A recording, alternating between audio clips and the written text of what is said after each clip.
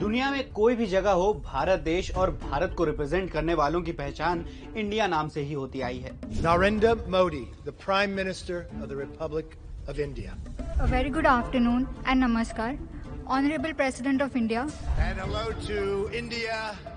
This is such a great honor. I know there'll be a lot of excitement watching Chopra in India. Bobby George got a bronze.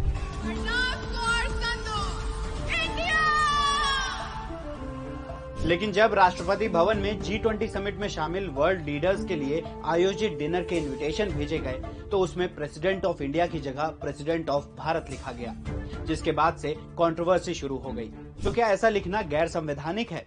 Bharat और India का origin कहां से हुआ और इस नाम को खत्म करने के लिए क्या क्या करना होगा, जानेंगे भास्कर एक्सप्लेनर में। प्राचीन काल से ही भारत के अलग अलग नाम रहे हैं, जैसे जम्बू द्वीप, भारत खंड, हिमवर्ष, अजनाभ वर्ष, भारतवर्ष, आर्यावर्त, हिंद, हिंदुस्तान और इंडिया। हालांकि सबसे ज्यादा प्रचलित रहा भारत। पौराणिक मान्यताओं को आधार माने तो भारत नाम का ओरिजिन राजा दुष्यंत के बेटे भरत से आता है।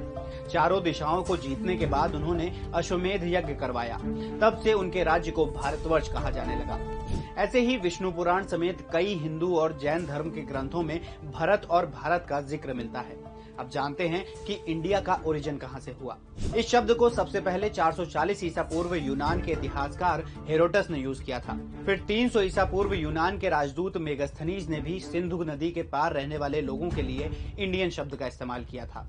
अब बात संविधान सभा में भारत और इंडिया दोनों नामों पर हुई चर्चा की। 17 सितंबर 1949 को संविधान सभा की बहस के दौरान संघ के नाम और राज्यों पर चर्चा शुरू हुई।